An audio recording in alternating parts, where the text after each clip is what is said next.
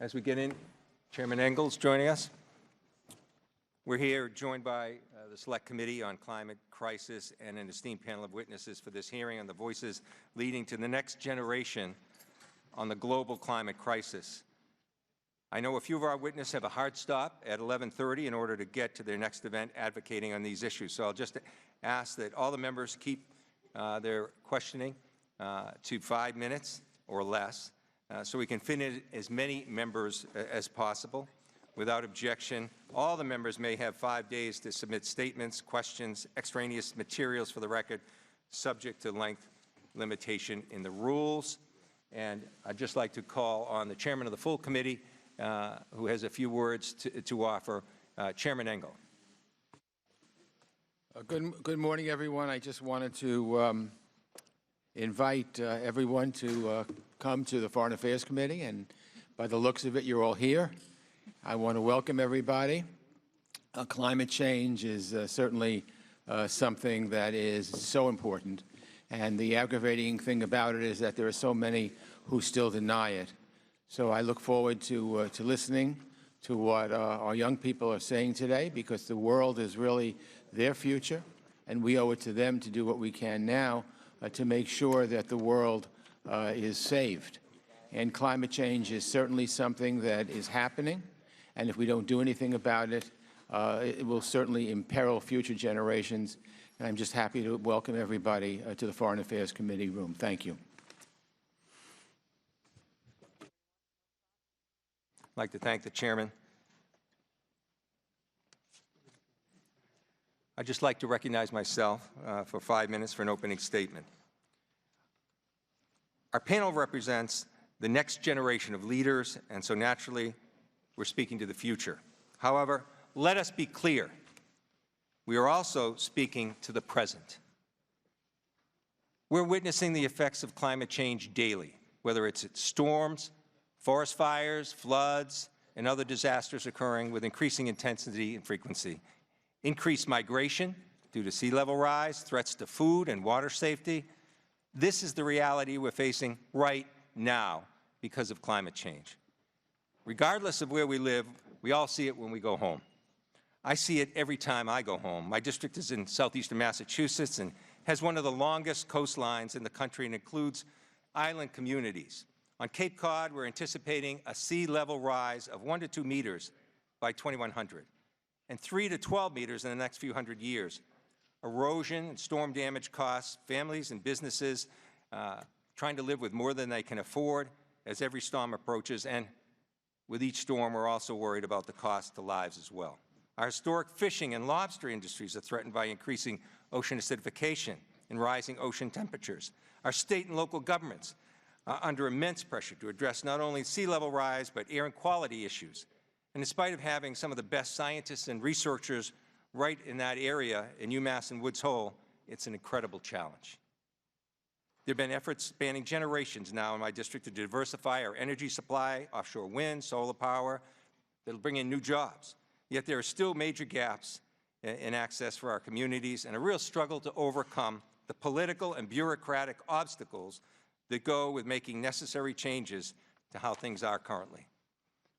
There must be leadership in addressing climate change because we, and especially your generation, can't afford for things not to change.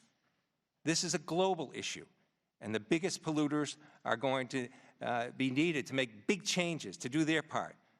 But we need to be honest with ourselves as leaders. So far, our generation has failed to adequately address our climate crisis. This failure isn't fatal, yet our failure to change will be. Change happens through leadership. We wouldn't be in this situation right now. Our witnesses would be safely and happily in school, pursuing their dreams and not protesting and pushing their government to act if everyone was doing their part. America knows how to lead in a crisis, and it's high time we pick ourselves up and get back to this fight to bring the rest of the world with us, because waiting for other countries to do the right thing is making a bad bet on our future. There's so much we could and should do right now in our country. We have bright minds to engineer solutions to the future. America has shaped revolutions in industry time and time again, and it's made our country better off every time. Now the stakes are so much higher, and in spite of all our resources and ingenuity, the one thing we don't have is time. The IPCC report warns us that without cuts in carbon emissions, the world could see an average sea level rise of 62 centimeters over the course of the lifetime of people born today. That's over 2 feet. And scientists are gravely concerned that sea level rise in the next 100 years could be even faster than in the hundreds of years that preceded it. I'd like to thank our witnesses, extraordinary young leaders fortified with scientific research, for being here. It's regrettable they have to be. The Paris Agreement should have been reached decades ago, and we should have been well on our way by now towards far more aggressive targets, giving communities and industries the time to adapt and giving you a much more hopeful outlook on the future. But here we are, and I hope your testimony today will galvanize us to act now before we are truly out of time.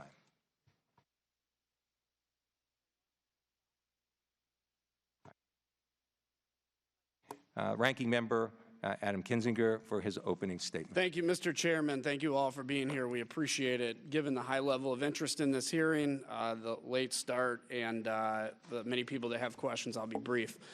Climate change is real, and the best way to combat it is by reducing not only our nation's carbon emission, but that of the rest of the world. The changes we are seeing in the climate pose both short and long-term challenges, and I believe they can be addressed in two major ways. First, we need diversity in our energy sources. Energy diversity is energy security. Similar to one's own personal investment strategies, this nation cannot afford to put all its eggs in one basket. If you're looking to invest, you don't put all your savings into one stock and let it ride. You diversify your investments in mutual funds, bonds, real estate, etc. Second, we need to support market-driven innovations to develop new clean energy technologies that will put the United States at the forefront of environmental technologies. Illinois' 16th Congressional District is a great example of what this market-driven strategy would look like. My district's home to 4 nuclear reactors, which serve as, actually it's 8 reactors, 4 plants, which serve as the most abundant, clean, and stable energy source on the planet, as well as hundreds of wind turbines, solar panels, and geothermal sources. These diverse sources not only provide year-round reliable clean energy, but also have produced high-paying jobs for my constituents. Around the world, many nations are implementing strategies to combat climate change, and nuclear must be part of that strategy. Unfortunately, some of our closest allies are taking their nuclear reactors offline at a time when we need low-carbon energy sources. Meanwhile, as the West looks at options to combat climate change, we all know that China's global emissions continue to rise. For every ton of carbon dioxide reduced by the United States, China adds nearly 4 times as much. Today, the Chinese account for 30% of global emissions. While some may say that the United States needs to be the leader of combating climate change, I would say that we already are. Since 2005, global emissions have increased by 20%, but the United States emissions have decreased by more than the next 12 emission-reducing countries combined. While reducing global emissions is vital, it's also important to note that there's over 1 billion people living without access to electricity. That's 1 billion people burning coal and wood for heat. 1 billion people living with increased risk for foodborne pathogens, 1 billion people living without access to basic sources of information like the radio. From a foreign policy standpoint, this should not be overlooked. The next global health crisis or conflict could easily come from these communities living in poverty. We must encourage other developed nations to reduce emissions while understanding that for economies just getting off the ground, it's not entirely possible, at least not without substantial help from the United States and our allies. It's going to take major innovation and breakthroughs to not only reduce our emissions here at home, but also provide clean, reliable power to those currently living without it. All Americans want to be good stewards of their environment. Tesla doesn't sell cars because of the sound system, and people don't put solar panels on their roof because they look good. Consumers, especially young people like we have today on our panel, want to know that policymakers share their values. I believe we do, and that we'll continue to see market-driven solutions that combat climate change and provide clean energy to the world. With that, I yield back the balance of my time. Thank the gentleman for his comments. The chair now recognizes the chair of the Select Committee on Climate Crisis, Ms. Castor. Well, thank you, Chairman Keating, for hosting this hearing today. Thank you for including the members of the House Select Committee on the Climate Crisis. We're thrilled to be here. The youth climate movement has grabbed the attention of the world, and it's due to the hard work of many of the students in this room and many young people all across the planet. Did you all know that Congress's first major hearing on the climate crisis was in 1988? Congress has had plenty of opportunity to understand that burning fossil fuels warms the planet and alters the Earth's climate. Yet scientists tell us that more than half of the carbon pollution that has been emitted into the atmosphere has occurred since that hearing in 1988. I've been in Congress since 2007, and we've done some good things since then. We've raised auto efficiency standards. We've supported the dramatic expansion of wind and solar power. We've started to fund the kind of climate resilience to protect the places that we know and love. But it is not enough, not by a long shot.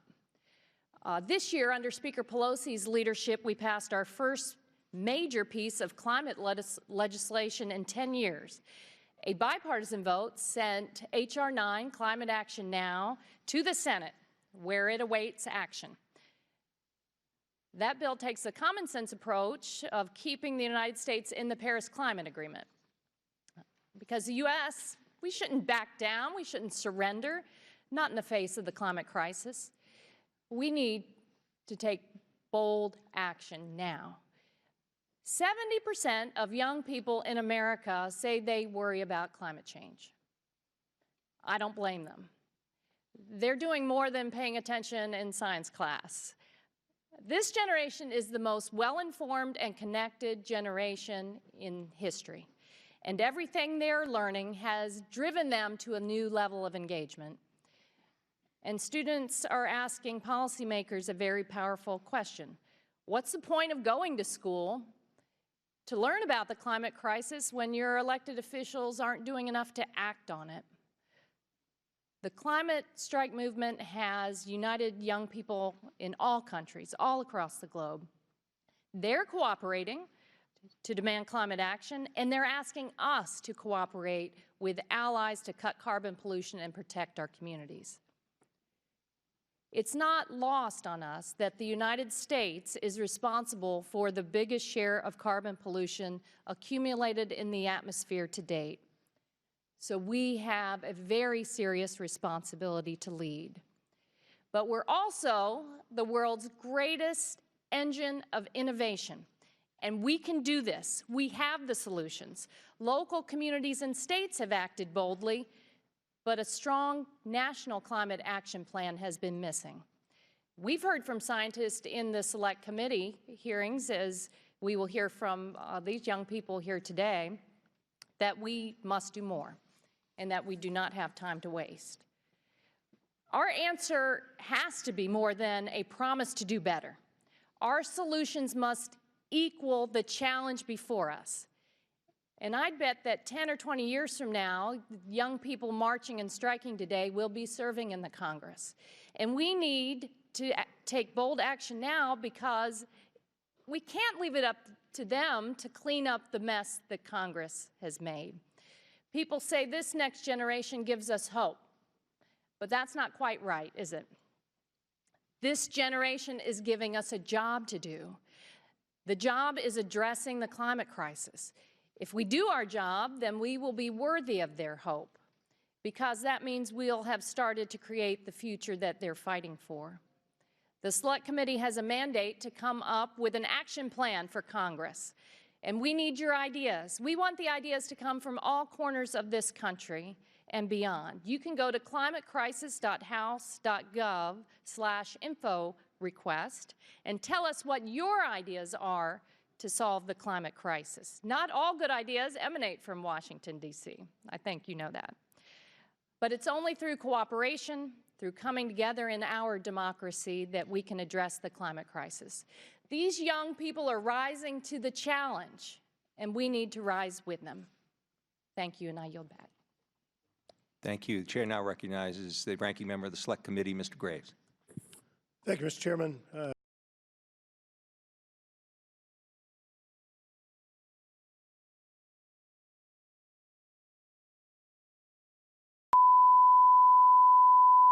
This is the primary audio circuit for the Reuters live service.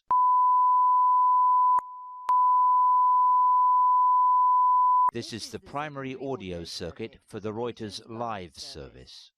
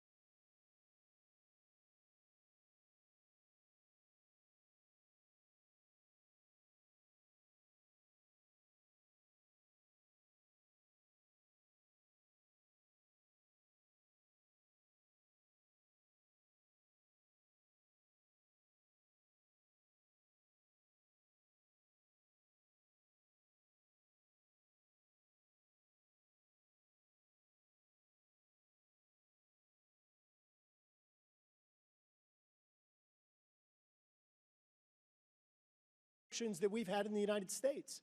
Moving forward, even under the Paris Accords that folks are sitting here giving accolades to and saying is a great idea, and I want to be clear, I support the U.S.'s target in the Paris Accords. I think that signing on to an agreement and agreeing to something that allows for China to come in and have a 50% increase, adding another 5 gigatons of greenhouse gas emissions annually by 2030 is inappropriate. It is moving in the wrong direction, not in the right direction. I also remain confounded reading letters like this one that says that we need to pressure the Organization of Petroleum Exporting Countries and Cooperating Countries to increase world oil supplies in order to lower prices at the pump. The impact of rising fuel prices on our economy and on family budgets is significant and widespread. This letter goes on to say, the current run-up in world oil prices is effectively a tax on all American families' discretionary budget, except that the money goes to OPEC as opposed to the United States Treasury. So let me say again, this letter is advocating for increased world oil production because prices are too high. Who do you think signed this letter? Who do you think signed this letter? Think about it for just a minute. Put a name in your head.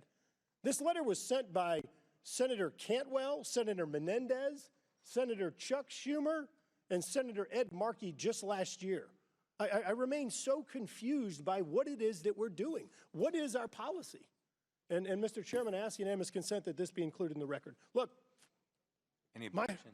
home state is at risk of its existence moving forward with sea rise. But we've got to make sure that we're moving forward in a rational manner that builds on successes and corrects failures, rather than these confounding policies that make no sense. Yield back.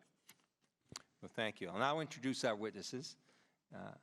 Greta Thunberg is from Sweden. She's a climate activist who helped build the Fridays for Future movement, where she began going on strike from school outside the Swedish parliament on Fridays. She has spoken on the climate crisis before the EU Parliament. Welcome. Ms. Jamie Margolin is from Seattle, Washington. She's co-founder of the co-executive director of the 0 Hour, an international youth climate organization founded in the summer of 2017. She's also a plaintiff in Piper v. State of Washington. Mr. Vic Barrett is from White Plains, New York. He's a fellow with the Alliance for Climate Education and a plaintiff in Juliana versus United States. Welcome. Mr. Benji Backer is from Appleton, Wisconsin. He's the president of the American Conservation Coalition, a nonprofit organization to educate and engage conservatives on climate change. All of you are here. We welcome all of you. We appreciate your efforts. Please limit your testimony to 5 minutes, and without objection, your prepared written statements will be made part of the record. I'll now go to Ms. Thunberg for her statement.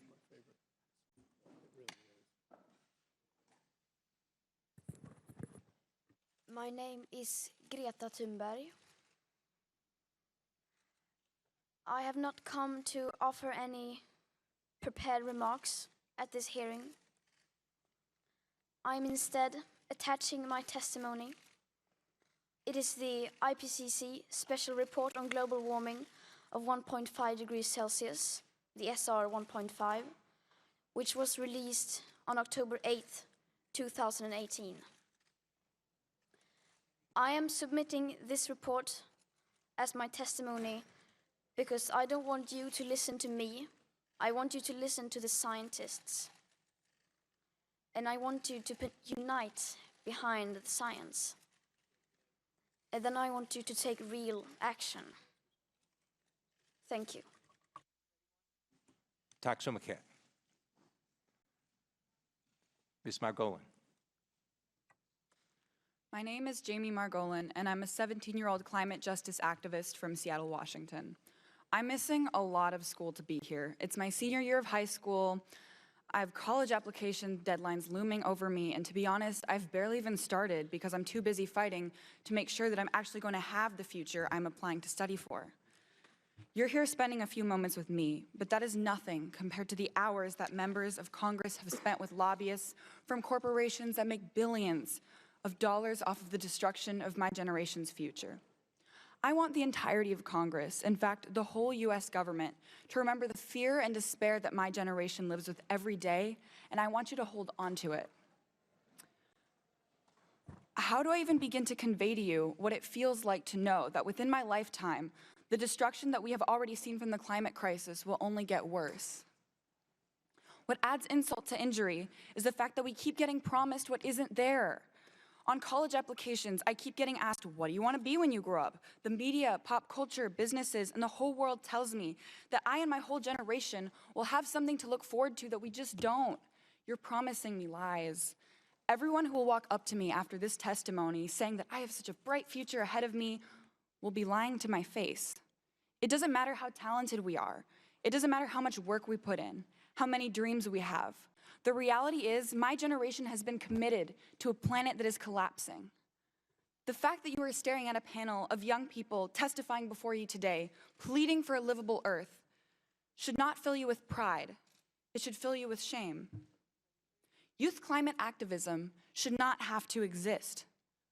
We are exhausted because we have tried everything. We've built organizations, organized marches, and worked on political campaigns. I sued my state government in a lawsuit called Piper versus the State of Washington, along with 12 other plaintiffs, for contributing to the climate crisis and denying my generation's constitutional rights to life, liberty, and property. The lawsuit is also arguing that the natural resources of my state are protected as a right under the Washington State Constitution.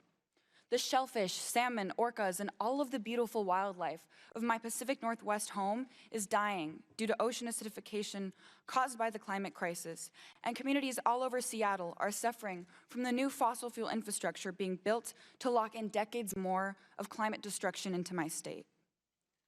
My friends and I were warned to stay inside the last 2 summers because our city was shrouded in a suffocating smoke from wildfires. It gave me such bad headaches for so long, and my friends with respiratory illnesses had to go to the ER. Is this the future that we have to look forward to? Well, we the youth are working as hard as we can to make sure that it isn't. On July 21st of 2018, after an entire year of nonstop organizing, despite being full-time high school students with a lot of homework to do, my organization, 0 Hour, marched on Washington, D.C. in a pouring rainstorm and in 25 cities around the world, demanding urgent climate action from you and all of our leaders. And that was only the beginning. But by 2030, we will know if we have created the political climate that will have allowed us to salvage life on Earth, or if we acted too late. By then, we must be well on the path to climate recovery, but this must start today. In fact, it should have started yesterday. By 2030, I will be old enough to run for Congress and be seated right where you guys are sitting right now. By then, we need to have already achieved net zero greenhouse gas emissions and be rapidly on the path to climate recovery. I can't wait until I'm sitting in your seats to change the climate crisis. You have to use the seats that you have now, because by the time I get there, it's going to be way too late. The good news is that experts agree that there are multiple pathways to decarbonize the United States energy system, and that doing so is both technologically and economically viable and beneficial.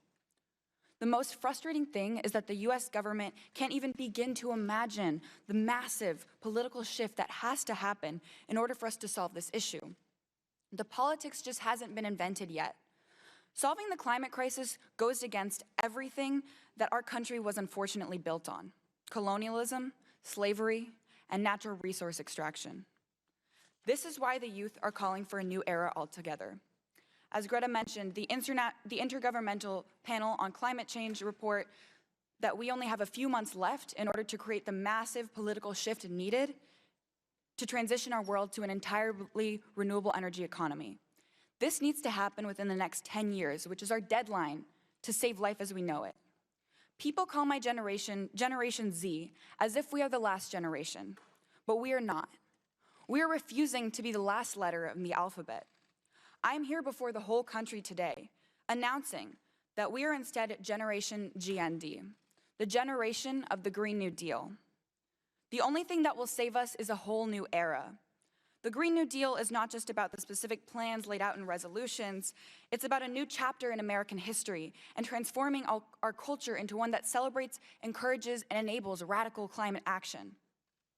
It is right here, testifying before you, that I'm proud to announce that history is being made. You've heard of the Reagan era, the New Deal era. Well, the youth are bringing about the era of the Green New Deal.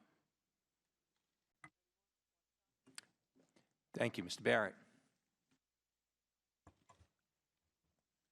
My name is Vic Barrett. I'm 20 years old, and I'm one of the 21 youth plaintiffs in the Juliana versus United States constitutional lawsuit, suing the executive branch of the federal government for knowingly causing climate change. I'd like to recognize my fellow co-plaintiffs in this room sitting behind me. I'm a first-generation Garifuna American. My people are an Afro-Indigenous community originally from the island of St. Vincent in the Caribbean. In the 18th and 19th centuries, we were pushed from our homeland on St. Vincent by British colonial power, settling on the eastern coast of Central America in Honduras and Belize. Despite overwhelming adversity, we organized our community and emancipated ourselves to protect our future as a people. However, the struggle continues for me and my people. As temperatures increase, sea levels rise, storms become more intense and frequent, and the coral reefs and fisheries upon which we depend disappear, the oceanfront land that my family has inhabited for generations and that I'm supposed to inherit will be underwater if the US federal government continues to promote a fossil fuel-based energy system. It is not just me and my people in Honduras being harmed by climate change. Frontline communities around the country and around the world are already feeling the effects of the climate crisis, from the dispossession of land to the grave public health threats that are disproportionately affecting myself and other young people. These frontline communities are made up of people who look like me: young, Black, and brown, LGBTQ, Indigenous, identities which place them at a significantly higher risk to experience the impacts of climate change than the general populace due to their marginalized status in our society. I myself have felt the consequences of climate change directly. Growing up in New York, I was impacted by the climate change-fueled Hurricane Sandy, which left my family and school without power for days. I still experience grave anxiety about experiencing another climate-driven disaster like Superstorm Sandy and the harm that these storms will have on myself and my family. As someone who already struggles with anxiety and struggles with depression from my understanding of climate change and what I experience, watching our government knowingly perpetuate the climate crisis is extremely overwhelming. I wrestle with this anxiety every day, from the moment that I wake up in the morning to the moment I fall asleep at night. If we keep going on with business as usual, both Honduras and New York, the places where my family and I are from, will forever be lost to the sea. That is one of my greatest fears, that climate change is going to take these places away from us. My co-plaintiffs also experience both the mental and physical health impacts of climate change. My co-plaintiffs with asthma and allergies have suffered from the prolonged wildfire and allergy seasons in the West, limiting their ability to participate in certain activities or even go outside. Many of them, like me, are also struggling with psychological harms from climate change. The medical community now recognizes climate change as a grave public health threat. One of our experts describes climate change as a public health emergency, which is disproportionately impacting children and youth in a myriad of ways. He lists specific health threats exacerbated by climate change, including heat stress, extreme weather events, wildfires, decreased air quality, and infectious disease, all of which pose a disproportionate threat to children and to youth. Another one of our experts, Dr. Lies van Susteren, a psychiatrist known nationally for her work on climate change, explains that, quote, with continued government actions that exacerbate the climate crisis, the plaintiffs and those they represent will suffer catastrophic emotional injuries. She goes on to state that the federal government's, quote, sanctioning of climate change as lawful in federal law and policy makes the psychological injuries suffered by individuals, including the plaintiffs, particularly harmful and insidious. She warns that without immediate action by the federal government to address climate change, the mental health impacts will worsen and be lifelong. Just as my federal government sanctioned discrimination in schools and housing until the middle of the last century, a policy that harmed children, my federal government has also orchestrated and sanctioned a system of fossil fuel energy that is harming children in another way, irreversibly threatening our health, our personal security, our homes, and our communities by recreating a dangerous climate system. Like youth who have come before us in the civil rights movement and other social justice movements, it is often the youth that must shine a light on systems of injustice. So in 2015, 21 young people, myself included, filed a lawsuit against the United States and agencies of the executive branch to safeguard our constitutional right to life, liberty, and property, including our rights to personal security, bodily integrity, and a stable climate system that sustains our lives and liberties. I was born into a world in which my future and my past are uncertain, born into a world where my culture and inheritance are literally slipping into the sea, born into a world where my people are going extinct. Show children everywhere that you care about our future and the future of all generations to come. Now is your time to stand in solidarity with me and my co-plaintiffs, America's youth, and communities around the world to fight for a just future free from catastrophic climate change. Thank you. Thank you. Mr. Backer.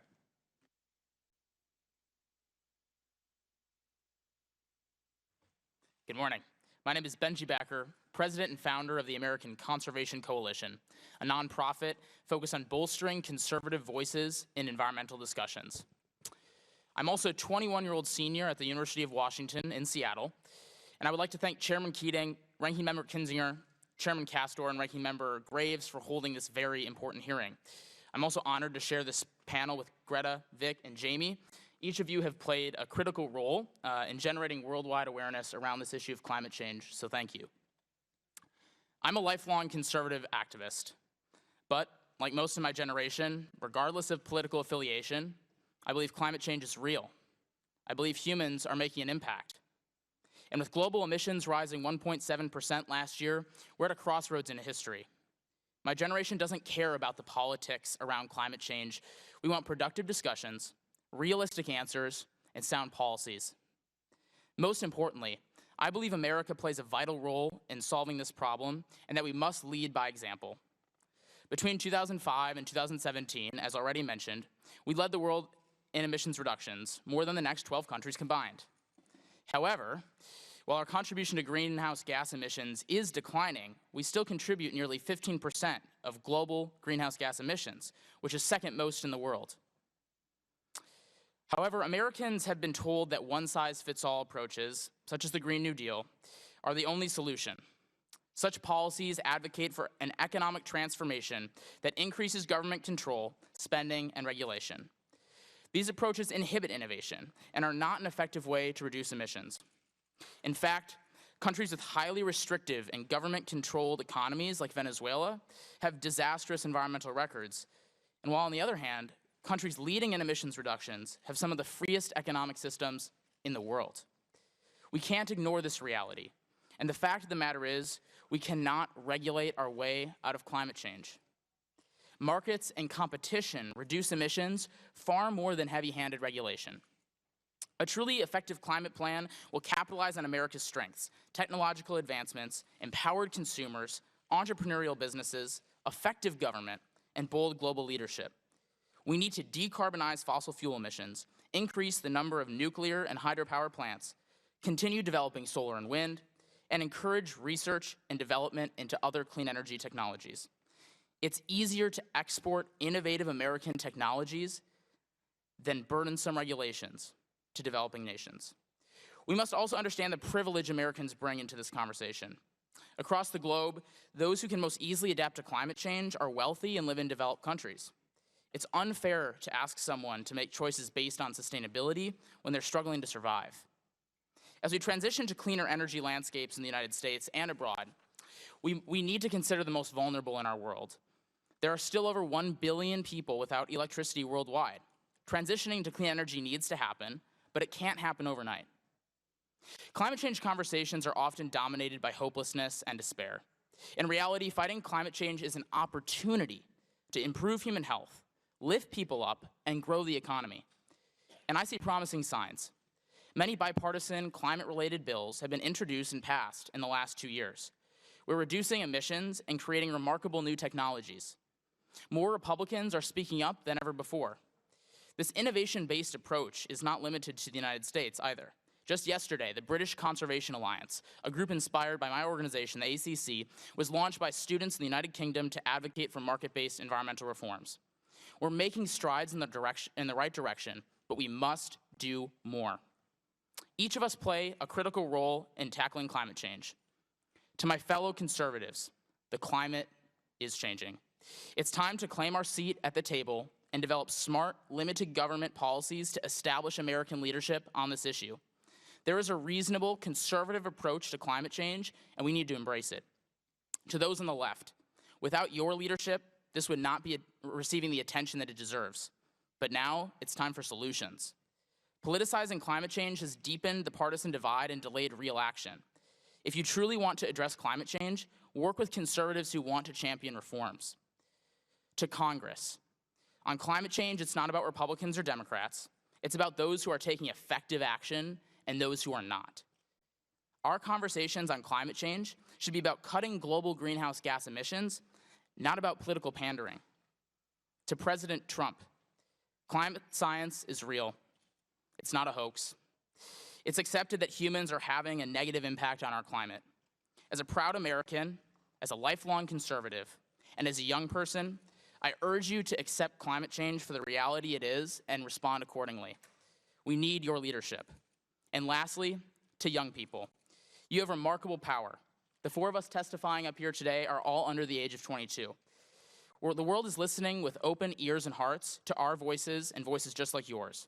Stand for what you believe in, uplift the world, and don't back down. Climate change is about our future, and people need to hear you and us.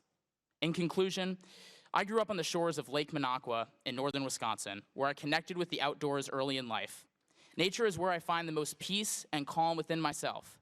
That's why I founded the American Conservation Coalition, to fight for wild places and stop climate change from destroying them. The health of the environment affects all of us, regardless of where we live, our background, or our political affiliation. It's time for Americans to join together, find solutions on climate change, and protect our planet for generations to come. Thank you. Thank all the witnesses for their testimony and their urgency. It came through in all of your testimony. I now recognize myself for less than 5 minutes so that we can get as many people to ask questions as possible.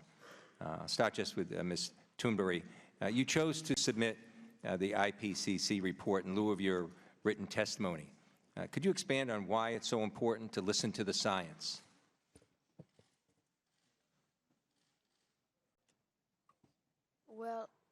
Well, I don't see a reason to not listen to the science. It's just such a thing that we should be taking for granted, that we listen to the current best available united science. It's just something that everyone should do. This is not political opinions, political views, or my opinions. This is the science. So, yeah. Thank you. In all of your testimony, not just urgency came through when I was listening to what you had to say, but as someone from another generation listening, the last thing we would want for the generations to follow, for our children, grandchildren, and other people's children and grandchildren, is to hear in some of your remarks actual fear and anxiety being expressed. Could you, each of you, that you can jump right in as you see fit, comment on what that's like? I think that that message should be heard by all of us, not just urgency, but what are we doing to the next generation? How are their lives impacted by what we're not doing and what we're doing? So if you could, I'll let you just choose among yourselves. Each of you will have a chance to answer that question. For me, it's really been affecting, because similar to Vic, I already have like underlying issues of like anxiety, and it's just really hard to grow up in a world full of ifs. You know, I don't think a lot of people in Congress understand the conversations that are happening in everyday American high schools, but we're constantly asked, prepare for your future, study for your future, do this for your future. But our world is full of ifs. I'll be talking to my best friend and she'll be like, yeah, you know, I really want to see this natural place sometime if it's going to still be around. I really want to study to be this if that's still going to be a possibility. And it's just like this constant looming uncertainty. And it's this weird form of nihilism and weird just fear that's been existing in my generation, where kids are joking like, what is even like the point? The world is ending. What are we studying for? What are we doing?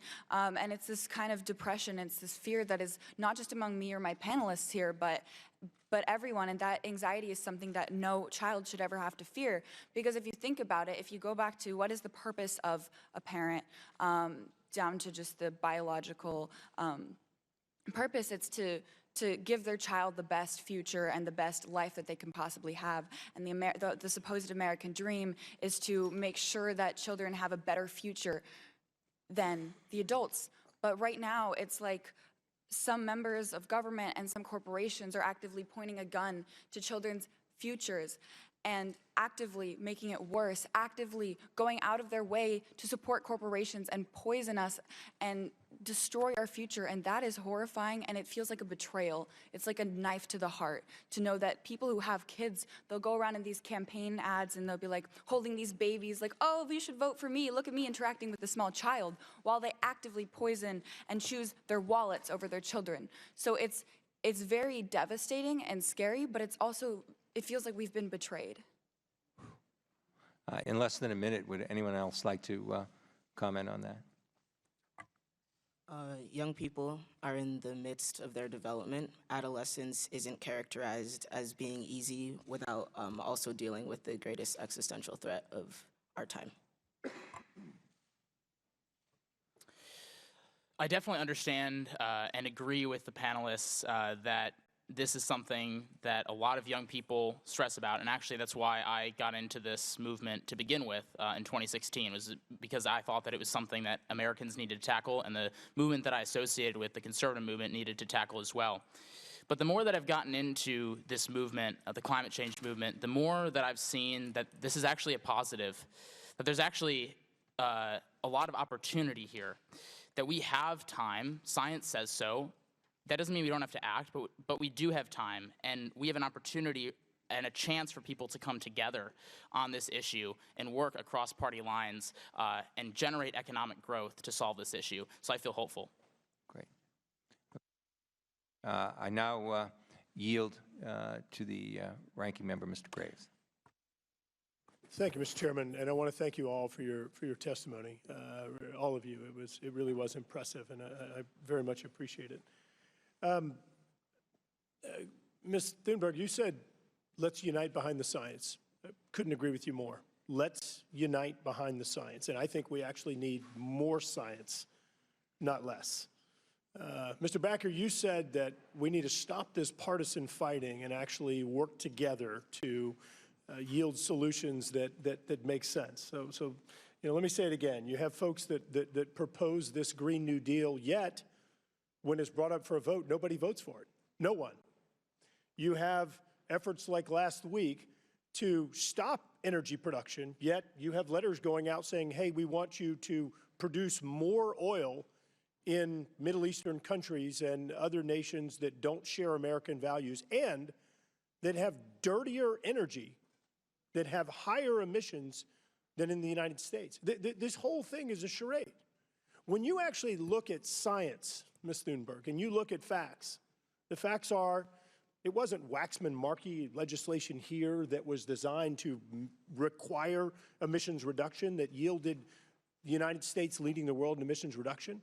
It was actually folks doing the right thing, stepping in and actually reducing emissions, through innovation, through energy efficiency, through conservation, to where we are leading the world.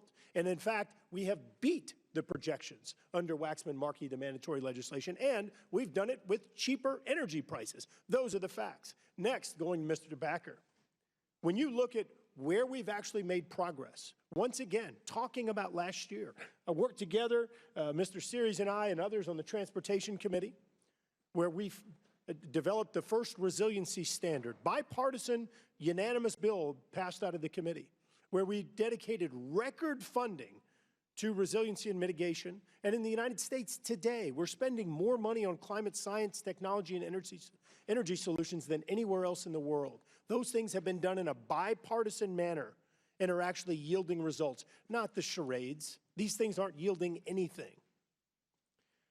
Ms. Thunberg, let me ask you a question. If you're sailing across the ocean and you're picking up trash along the way, and for every one piece of trash that you pick up, there's a boat right next to you dumping out 5 pieces, how would that make you feel?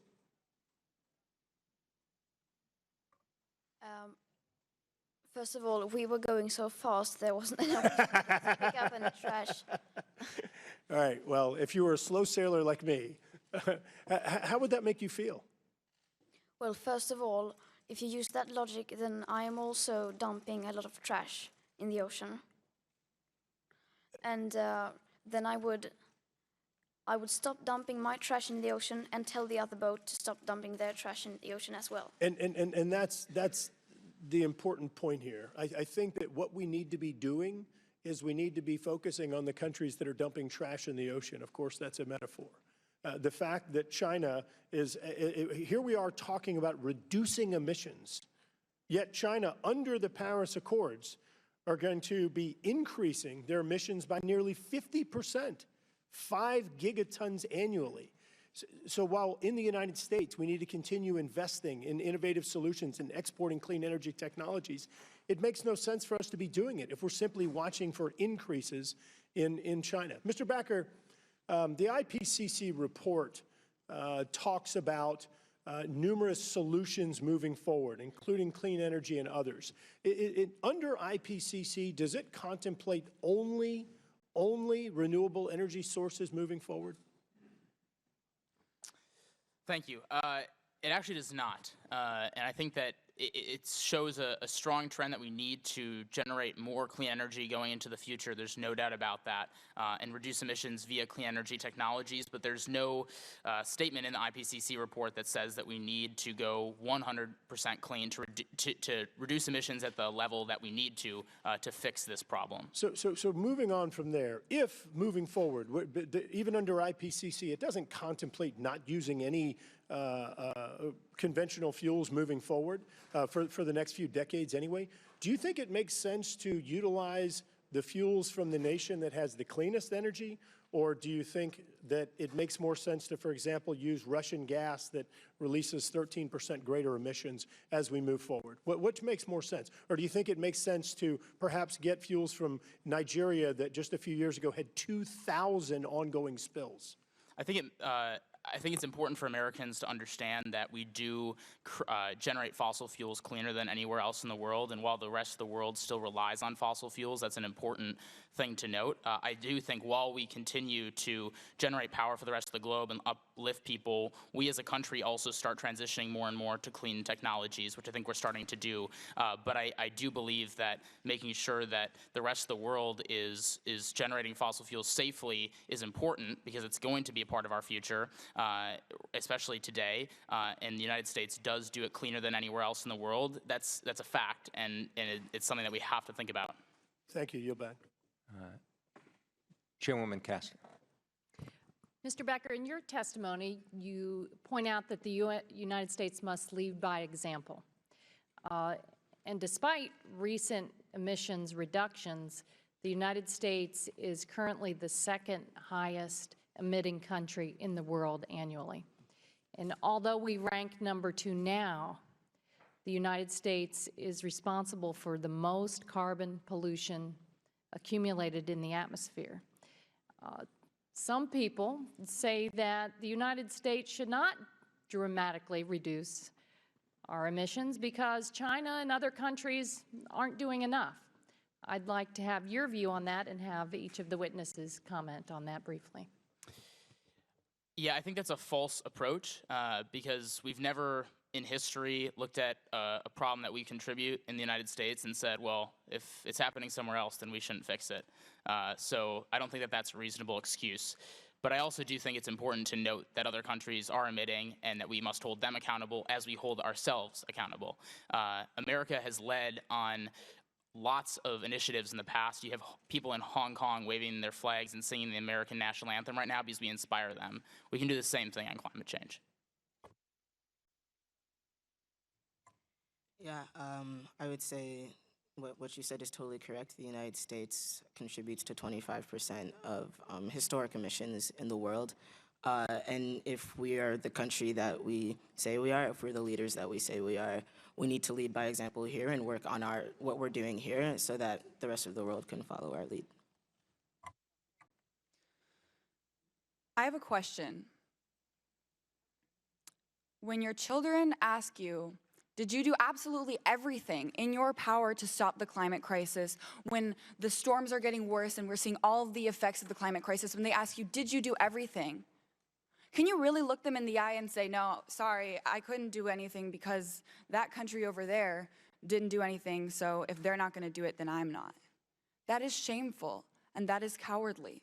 And there is no excuse to not take action, to not improve as much as we can in the United States. And how can we call ourselves the city on a hill or an example for the world if we're going to be cowards and hide behind waiting for other people, saying that I'm not going to do this because they didn't? I want you to think about, this is all about being able to look your children in the eye and say, I did absolutely everything I could for you. I know that we're up against a lot of pressure. I know that the time is running out, but like honey, however you call your kids, I did everything I could. And so I just don't understand, as a parent, how can you look your kid in the eye and say, there's this impending crisis, everything is at stake. But I stood back and I didn't really do anything. I didn't take action. I didn't act like it was an emergency because our neighbors over there weren't doing it. So I'm just not going to. How can you tell your children that?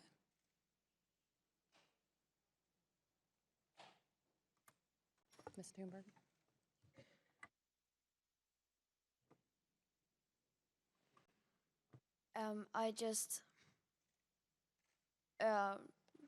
I think I don't need to add anything, but just another perspective. I am from Sweden. It's a small country, and there it is the same argument. Why should we do anything? Just look at the US, they say. So just so you know, that is being used against you as well.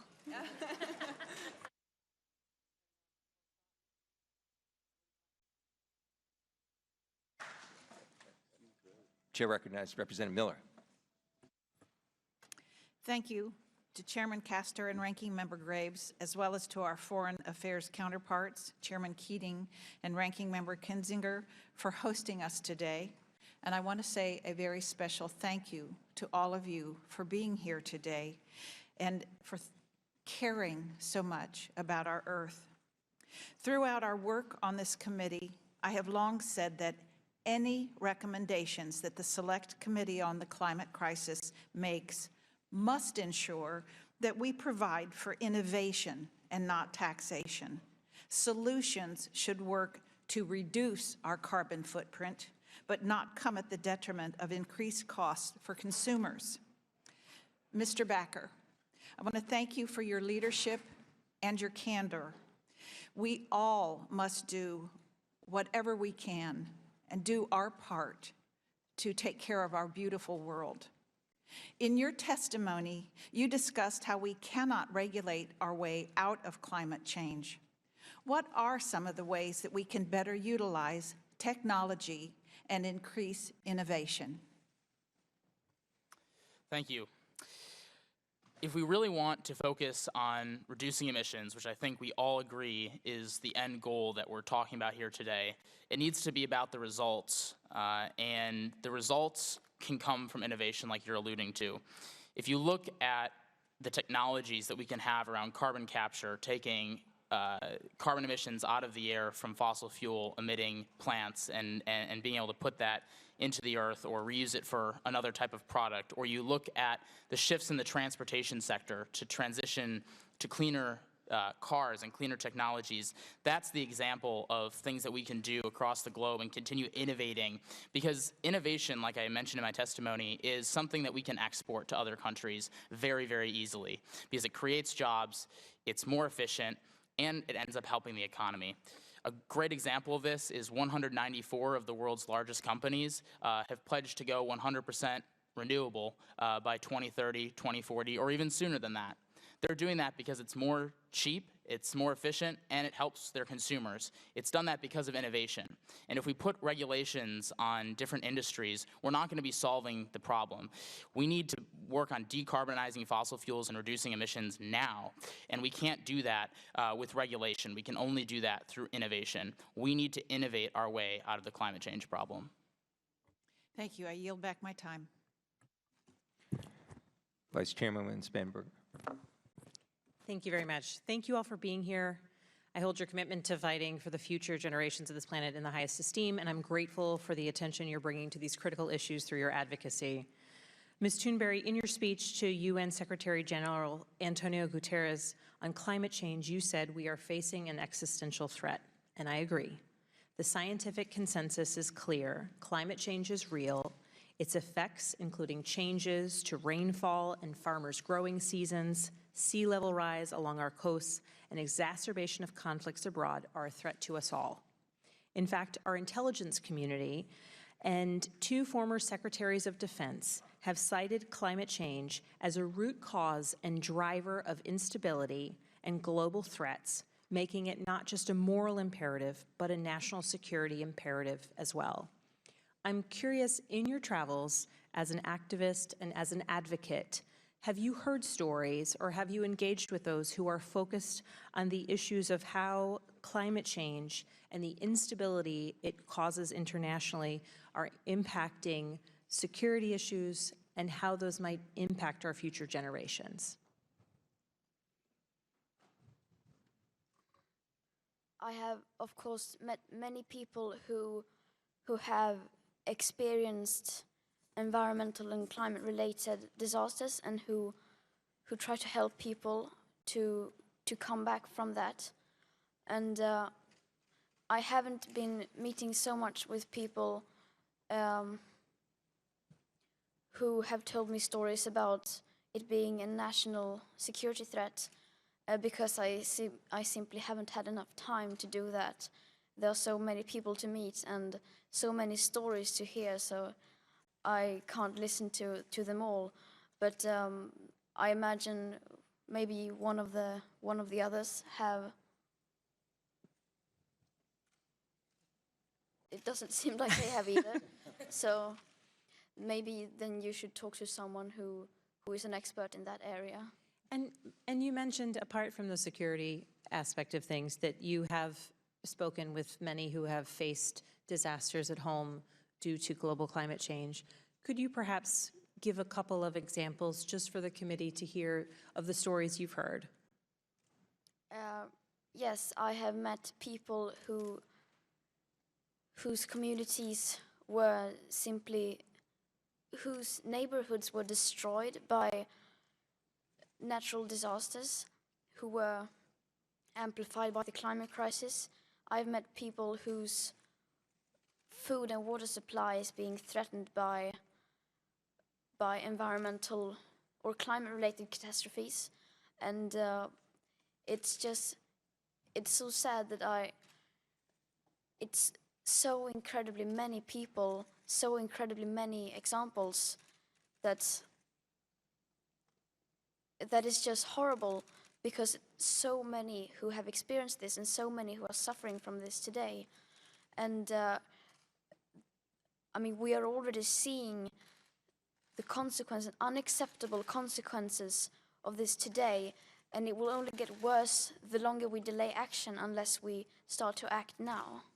Thank you very much. I would also like to add, answering that question, I would like to acknowledge that we have some Amazon protectors in the room right now who are fighting to protect the Amazon rainforest, and that is a place in the world where people are gravely suffering, not exactly from climate change itself, but from the causes of the climate crisis. The animal agriculture industry is behind, and the collusion of the animal agriculture industry with the governments of Brazil and other countries that would rather make a short-term profit than protect the lungs of our planet. The Amazon rainforest is the lungs of our planet, and that's why we're seeing these massive fires, and it is indigenous protectors like the ones here sitting who have been fighting, literally putting their bodies on the line and suffering from these fires. And I don't want to speak for them because I don't know their own stories, but I encourage you to talk to them later. But I think it's also very important that as we speak from an American perspective, we also realize that the climate crisis is global, and that even though maybe, you know, for me personally, I have Latin American roots and that my family is from Colombia, but even if you don't have those roots in Latin America, the Amazon rainforest is the lungs of our planet. And so it burning down, we must unite with Latin America, and we must unite with the indigenous activists and listen to them and give them a platform, and also not perpetuate the same systems of oppression that have been pushing them down, because it is, and I don't want to speak for this, and I don't know if Vic, you have anything to add, but it is the same systems of oppression that are causing the climate crisis that are making people feel the worst effects. To add to something that I heard earlier, I just want to say real quick, I realize my time is running out, but Albert Einstein defined insanity as trying to solve an issue with the same thinking that caused it. And right now, something that has been disturbing me a lot is seeing the way that we are trying to colonize and buy and sell our way out of a problem caused by colonization and buying and selling. Thank you. Mr. Chairman, I'm over time. I yield back. Representative Burchett. Thank you, Mr. Chairman. I really don't have any prepared notes. I was sitting there just thinking, in 1977, I was confronted with a problem. My father used to grow tomatoes. Mr. Chairman, I appreciate you and Vice Chairman, everybody, for allowing us to be here. I meant to do the protocol first. I apologize. But, and my father used to grow these tomatoes. He'd get about a half a dozen tomatoes, and he'd put about $20 in chemicals and all kinds of nasty stuff. And I thought to myself, you know, I'm putting that stuff in my body. And I thought, there's got to be a better solution. And I stopped it's called KUB, Knoxville Utilities Board. They used to cut all the trees that were growing on the power lines, and they'd grind them up, usually about 6 o'clock in the morning, and wake us all up. And I stopped and asked one of those guys one time, I said, hey, what do y'all do with that stuff? And they said, well, we got to realize this is 1977, okay? I was in between my 7th and 8th grade years. And he said, we take it to the landfill. And I said, well, how much do they pay you for it? And they said, we don't. We pay them to take it. And so the wheels started turning in my head. And at that point, I became a capitalist. I realized that there was money to be made. You could save the environment. At that time, it saved about 25% of the landfill space in our community.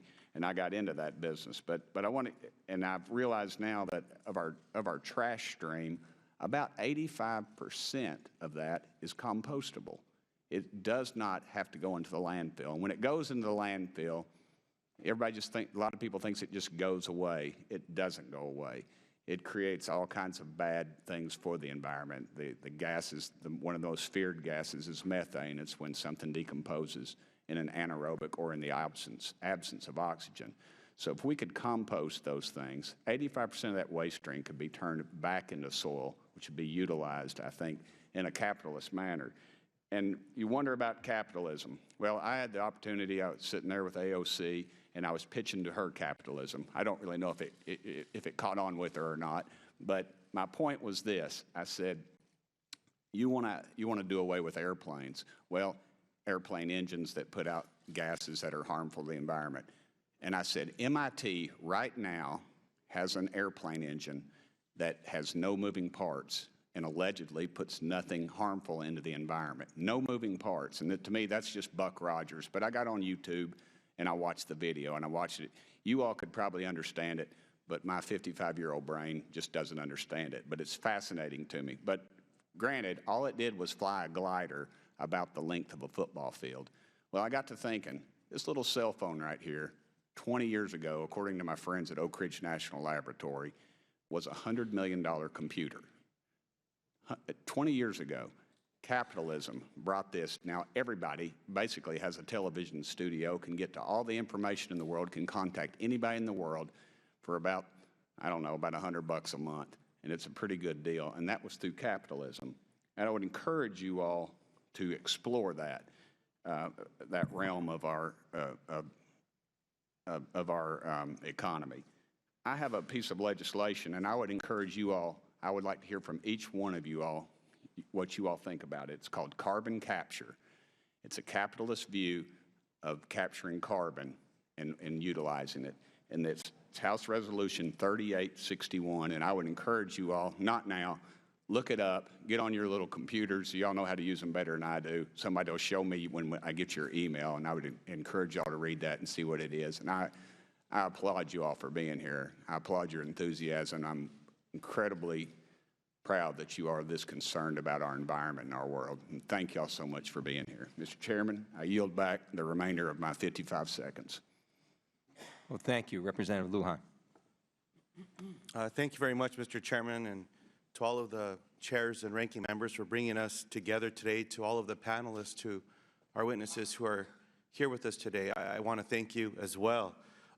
Before I begin my questions, though, I just want to remind my colleagues that those mobile phones that were once too big, or a desktop that weighed thousands of pounds, they got smaller because of federal taxpayer investment by the United States of America, investing in the research.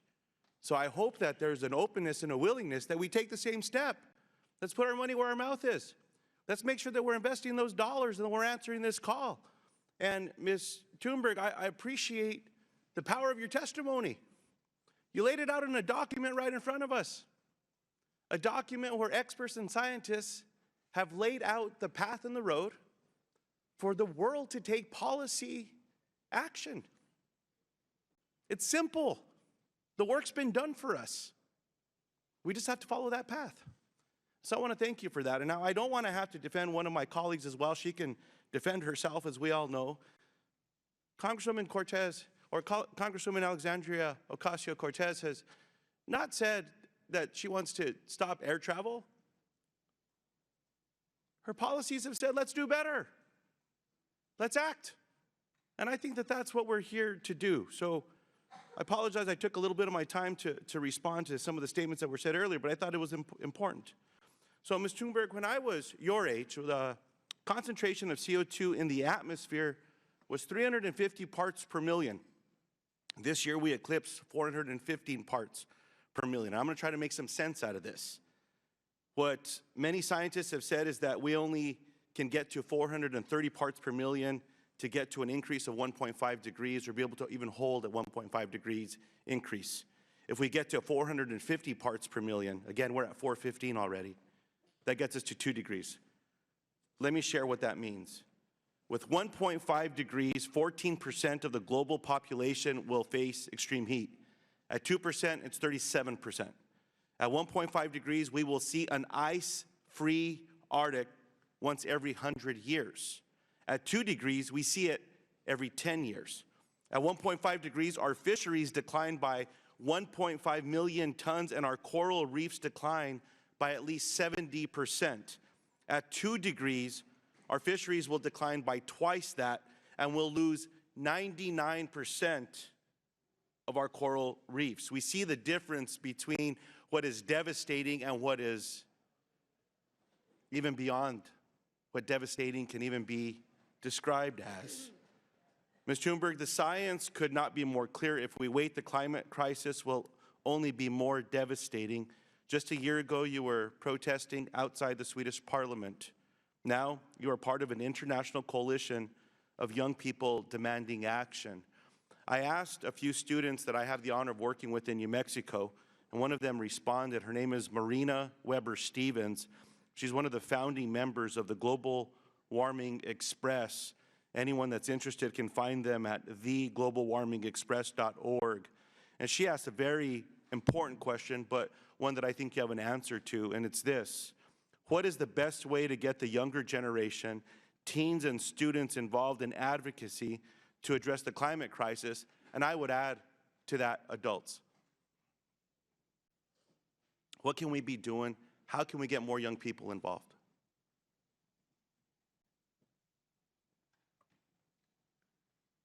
How we can get more young people involved? I think to just tell them the truth, tell them how it is. And because when I found out how it actually was, that made me furious. So I wanted to do something about it. And that is at least I've spoken to many, and I think that is the experience many others have. Because as it is now, people in general don't seem to be very aware of the actual science and how severe this crisis actually is. So I just think we need to inform them and start treating this crisis like the existential emergency it is. Then I think people will understand and want to do something about it. I think that's powerful. Tell them the truth. With that, I yield back. Mr. Carter. Thank you, Mr. Chairman. And let me begin by thanking all four of you for being here. I cannot tell you how much this builds up my confidence in the younger generation. And having you involved in this, it's extremely important that you be involved in the process. And I applaud you for being here, and I thank you for being here. I want to start with you, Mr. Backer.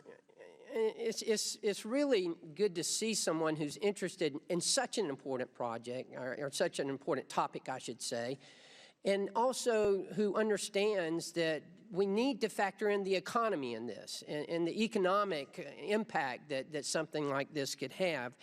Do you think that the state of our economy and the need to maintain a robust economy, because after all, you're all going to be participating in our economy in a way you already are, but in the future you will be even more. It's important that we have a robust economy so that we'll be able to provide jobs for young people and for all of our citizens. But do you think it's important to consider that when we're considering climate change? Thank you, Mr. Carter, and also thank you for being a member of the Roosevelt Conservation Caucus. It's a caucus started by Republicans focused on bringing conservatives back to environmental discussions. It's a major step forward, so thank you. So the economy definitely needs to be a part of this conversation, because if we don't take the economy into consideration, we're leaving the people who are at the most risk at we're keeping them at the most risk. We're allowing people who are in the lower poverty levels to be affected the most by our policies. There is an opportunity, a strong opportunity, to be economically sensible and environmentally sensible. Economic sustainability and environmental sustainability do go hand in hand. And I think a lot of people who are on this issue and believe that this is a topic that's of importance believe that the agricultural industry, corporations, and fossil fuels are a lot of the times the enemy. But they're part of our society, and they are today and they will be for the next, at least for the short term. And so if we want to lower emissions and we want to have a cleaner economy, we have to work with people instead of against people, because the only way that we're going to truly reduce emissions is to do that. And that is true with the economy, because we can't have a strong environment without a strong economy. And the worldwide statistics show, as I mentioned earlier, that the most free economies are the cleanest in the world. Does that mean that they're done and that they don't have to do more? Not in the slightest. But economic success and environmental success go hand in hand. Okay, if I could, and I'll let you in just a second. I want to show you something on the screen if we can get it up. It's a chart that the EPA has put out that, are we going to be able to do it? Oh, just hold it up? You want me to hold it up? Okay. All right. Oh, okay. Are you going to be able to get this? Okay. Well, unfortunately, you can't see it very well. But it is a chart that the EPA put out in 2018, and it shows the growth of our economy since 1970. And the United States has actually grown our economy. Our gross domestic product has grown almost 300%. Our vehicles miles traveled has grown almost 200%. Population has grown. Energy consumption has grown. But our carbon output has decreased over that period of time. So it is possible to do. We can grow our economy and decrease our carbon output. And we have done that since 1970. In fact, if you look, we've actually decreased the 6 common pollutants almost 100% since 1970 while growing our economy. So it can be done. One thing I want to make sure we understand is that, look, listen to me. This is not a Republican-Democratic issue. This is an American issue. This is a world issue. It's not United States versus China versus India. All of us have to work on this together. I believe in climate change. I believe the climate's been changing since day one. I'm old enough to remember. You're not, but I'm old enough to remember the early 70s when we thought we were headed for another ice age. Well, does man have an impact on that? Yes, we do have an impact. How much? That might be debatable. However, we should do something. And that's one of the things that I'm so excited about. And Mr. Backer, you mentioned this about the opportunities that exist here. Because I've always said we've got to have 3 things. We've got to have innovation, we've got to have mitigation, and we've got to have adaptation. And that innovation, the greatest innovators, the greatest scientists in the world are right here in the United States of America. That's why I'm excited about us leading the way. And I think we can lead the way. Yes, we've got much to be done. There's no question about that. You also mentioned about agriculture. I represent a very rural area in South Georgia. The rural community is going to play a big part in this. We cannot leave them behind. That is going to be very important as well. We have to be very careful. My message is simple, and that is that, yes, this is something we have to deal with, but we can't destroy our economy when we're dealing with it. We have to keep that in mind. We have to have affordable, reliable, clean energy. Thank you, Mr. Chairman, and I yield back. Well, thank you. As we said before, we have a hard stop. So here's what I want to just do in closing. There'll be no closing statements to allow whatever time is limited. I do want to recognize Representative Brownlee, who's been here, paying great attention throughout the whole hearing, Representative Levin, Representative Titus, Representative Omar, in the case that we may not have the opportunity because you do have to leave. So I'll now recognize Representative Meeks. Thank you, Mr. Chairman. Thank you for this very, very timely and important hearing. Climate change is undoubtedly an economic threat. That's true. A national security threat. That's true. And ultimately, and most importantly, an existential threat. It has battered our coast, set our forest ablaze. In my home state, Mr. Barrett's home state of New York, Superstorm Sandy destroyed the property and uprooted the lives of thousands of New Yorkers, including many living in my district. If left unabated, climate change will displace world populations. Islands, Mr. Barrett, you're correct, will be gone where people currently live. And it will continue to wreak havoc on our own, costing billions in damage. That's economics. If we're not prepared, there will be billions of dollars that will cause economic damage if we don't do something about climate change. It will also, climate change threatens to undo the last 50 years of progress in development, in global health, and poverty reduction. So we've got to do something urgently.